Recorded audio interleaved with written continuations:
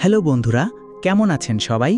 আজকে আমরা নিয়ে এসেছি দারুণ একটা হরর থ্রিলার মুভির এক্সপ্লেনেশন। আজকে আমরা এক্সপ্লেনেশন করব 2001 সালে মুক্তিপ্রাপ্ত 13 গোস্টস নামের ভৌতিক থ্রিলার মুভিটি। ছবিটির বাজেট ছিল প্রায় $42 মিলিয়ন এবং বক্স অফিসে আয় করেছিল প্রায় $69 মিলিয়ন। চলুন তাহলে দেরি না করে শুরু করি আজকের মুভি এক্সপ্লেনেশন।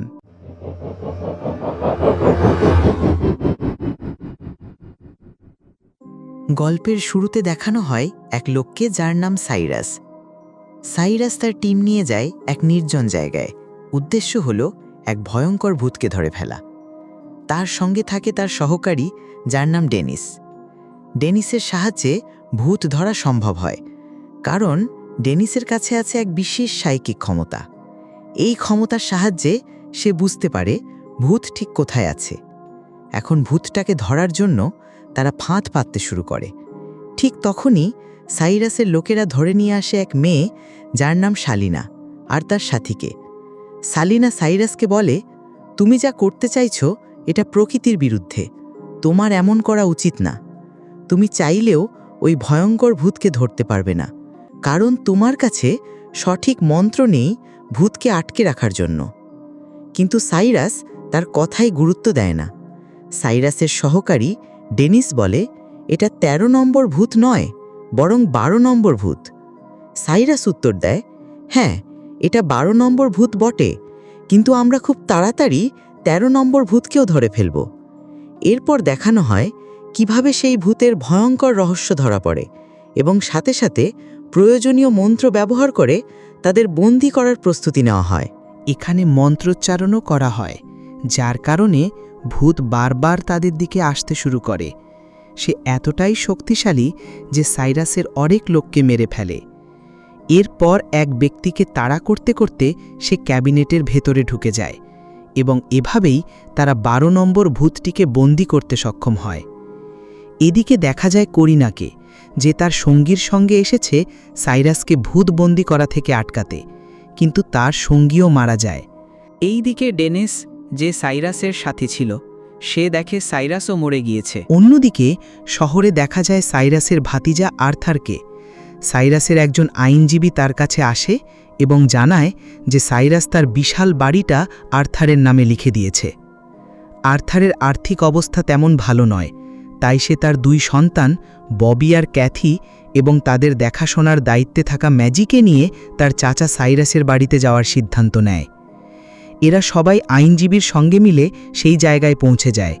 গিয়ে তারা দেখে বাড়িটা ভীষণ সুন্দর।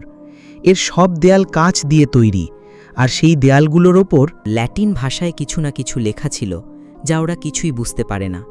ঠিক তখনই সেখানে এক ইলেকট্রিশিয়ান আসে। সে বলে, তোমাদের বাড়িতে শর্ট সার্কিটের কারণে আশেপাশে সব বাড়ির লাইট চলে গেছে। আমি তোমাদের বাড়ির ইলেকট্রিসিটি চেক করতে চাই। কিন্তু আসলে সে আর কেউ নয়, সাইরাসের সহকারী ডেনিস। সে মিথ্যা বলে বাড়ির ভেতরে ঢুকতে চায়। ওরা তাকে অনুমতি দিয়ে দেয়। এরপর সে বাড়ির এক অদ্ভুত তালা খোলে, যা দেখতে বেশ অস্বাভাবিক, আর তালা খোলার সঙ্গে সঙ্গে বাড়ির ভেতরের বিশাল যন্ত্রপাতি হঠাৎ করে চালু হয়ে যায়। এরপর সবাই বাড়ির ভেতরে ঢোকে। সেখানে ফ্লোরে আর্থারের ছেলে কিছু একটা ঘুরতে দেখে।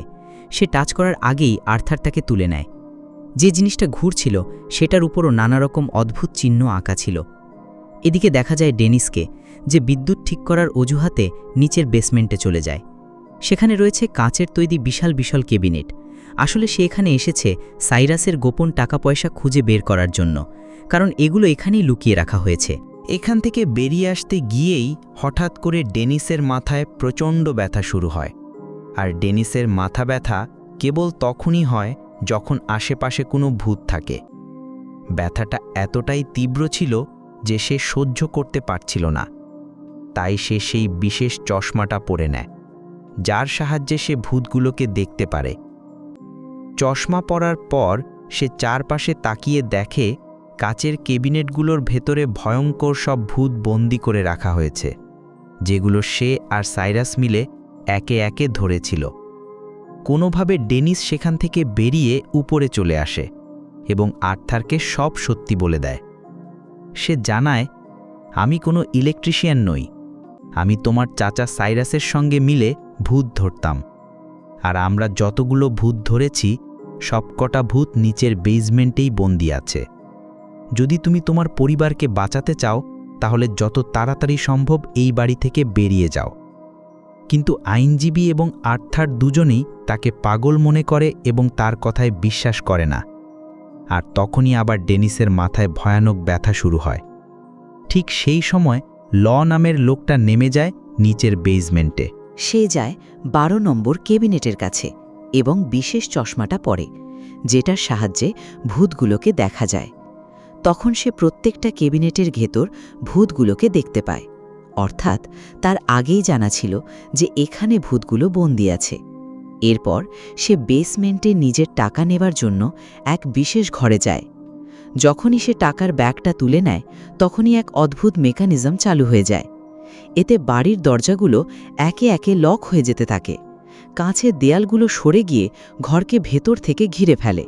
এদিকে মেঝের ওপর যে অদ্ভুত প্লেটটা ঘুরছিল সেটাও থেমে যায় এবং নির্দিষ্ট এক পয়েন্টে এসে দাঁড়ায়। তার সঙ্গে 12টা ক্যাবিনেটের মধ্যে একটার দরজা খুলে যায়। সেখান থেকে বেরিয়ে আসে এক ভয়ঙ্কর মহিলা ভূত। সে সামনে থাকা লোকটার দিকে ঝাঁপিয়ে পড়ে, আর ঠিক সেই মুহূর্তে দরজাটা আবার বন্ধ হয়ে যায়। ফলে সে লোকটি মারা যায়।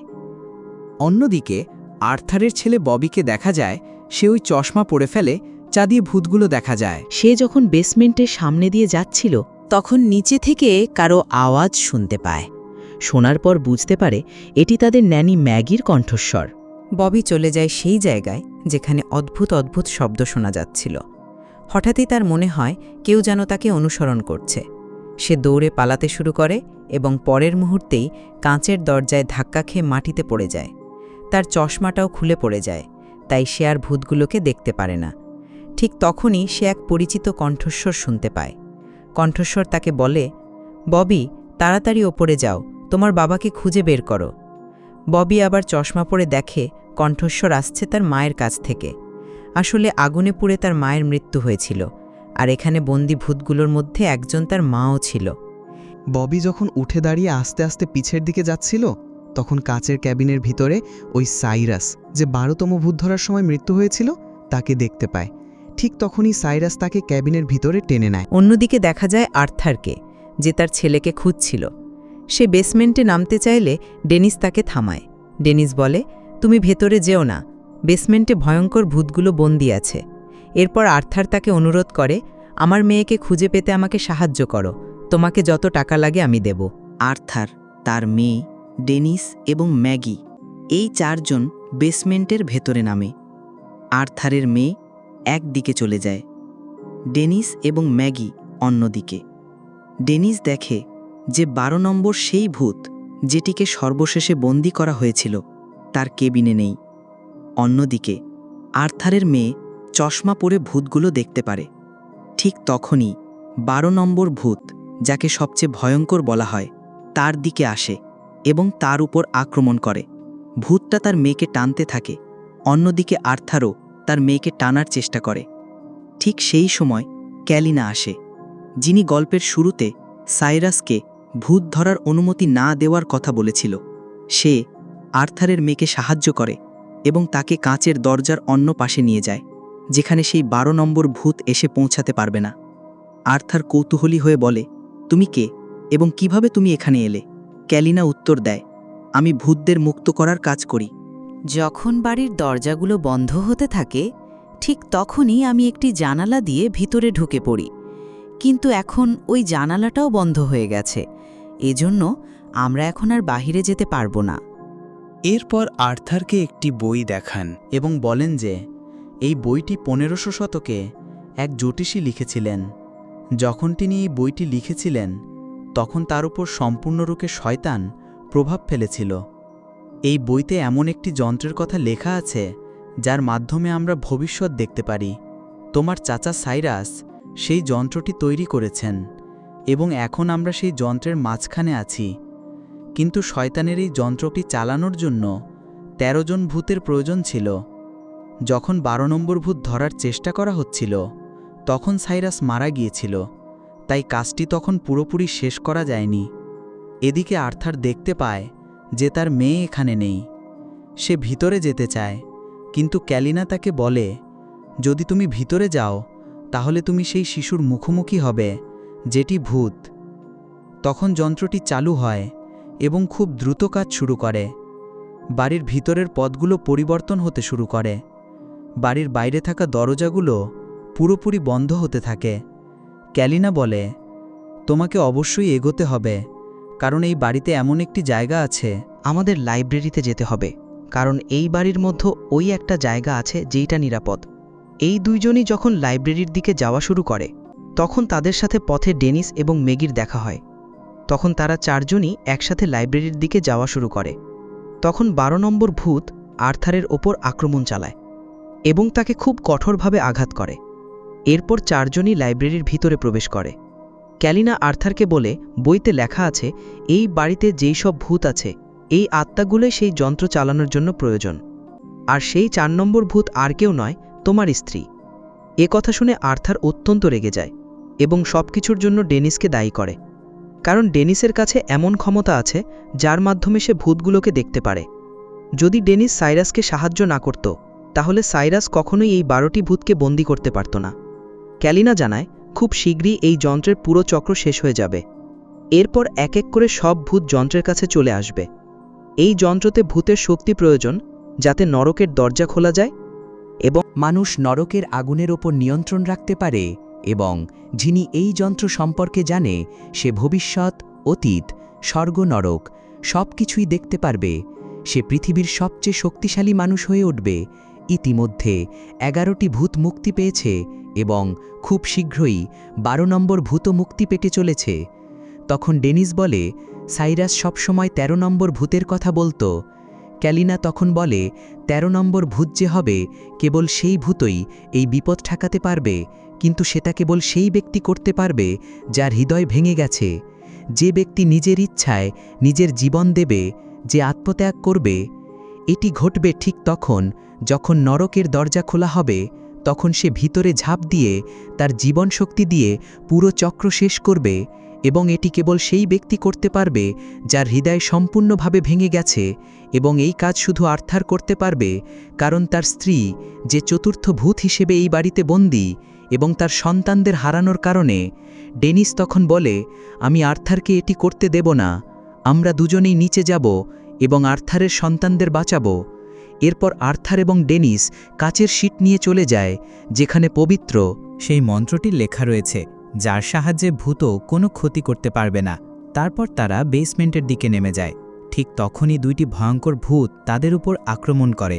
ডেনিস আর্থারের জীবন রক্ষার জন্য তাকে কাছের অন্য পাশে নিয়ে যায় এবং নিজেকে ভূতের সামনে রাখে। ভূতটি আঘাত করে, যেখানে ডেনিস মারা যায়, কিন্তু ডেনিস তার নিজের মৃত্যুকে আগে থেকেই দেখেছিল। অন্যদিকে লাইব্রেরিতে, যেখানে ক্যালিনা এবং মেগি ছিল, ঠিক তখনই সাইরাস আসে এবং ক্যালিনা পিছন থেকে মেগির মাথায় আঘাত করে, যার ফলে সে অচেতন হয়ে যায়। এখানে জানা যায় যে সাইরাস জীবিত আছে এবং ক্যালিনা তার সঙ্গে মিলিত হয়েছে। পুরো ঘটনা পরিকল্পিত ছিল, যাতে আর্থারকে এই সবের মধ্যে জড়িয়ে দিয়ে মেশিন বন্ধ করতে বলা যায়। কিন্তু বাস্তব সত্য হল, মেশিনটি চালু করার জন্য দ্রুত সময় প্রয়োজন, যার ব্যাপারে আর্থার কিছুই জানে না। ক্যালিনা তখন সাইরাসকে বলে, তোমার উদ্দেশ্য পূরণের জন্য বাচ্চাদের জীবন বিপন্ন করাটা মোটেও ঠিক নয়। সাইরাসের এই কথাটি পছন্দ হয় না, যেই কারণে সে ক্যালিনাকে মেরে ফেলে। এরপর সে রেকর্ডটি চালায়, যেই কারণে 12 জন ভূতই মেশিনের চারপাশ দাঁড়িয়ে যায় এবং মাঝখানে আর্থারের 2 সন্তান থাকে।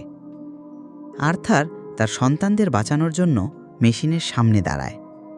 এইখানে সে সাইরাসকে দেখতে পায় এবং মনে করে যে এটি সাইরাসের আত্মা।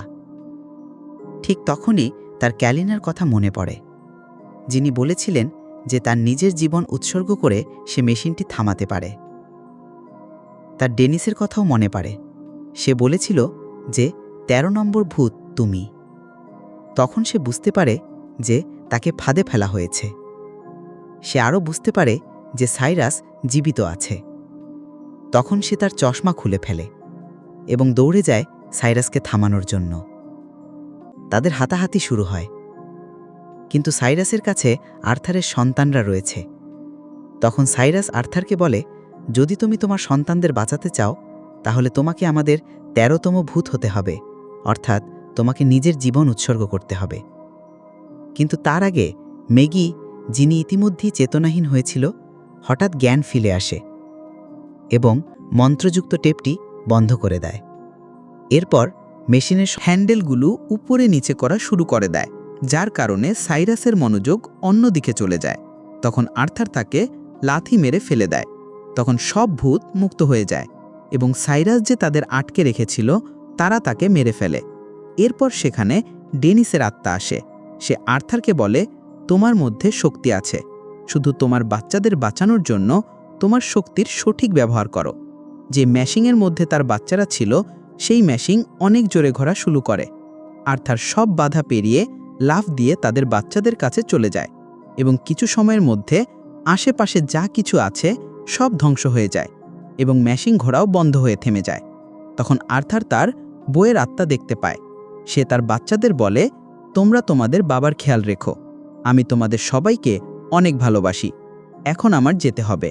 এবং এইখানে যত ভূত ছিল সব মুক্ত হয়ে গেছে। অপরদিকে ম্যাগিকে দেখায় যে এইসব সমস্যা দেখে অনেক রাগান্বিত হয়ে যায় এবং আর্থারকে বলে, এখন থেকে আমি তোমার বাচ্চাদের দেখাশোনার কাজ আর করব না। এইখানেই এই মুভির কাহিনী শেষ হয়ে যায়। আশা করি এই এক্সপ্লেনেশন আপনাদের ভালো লেগেছে। আমার মুভি এক্সপ্লেনেশন আপনাদের ভালো লাগলে চ্যানেলটি সাবস্ক্রাইব, লাইক, কমেন্ট, শেয়ার করতে ভুলবেন না।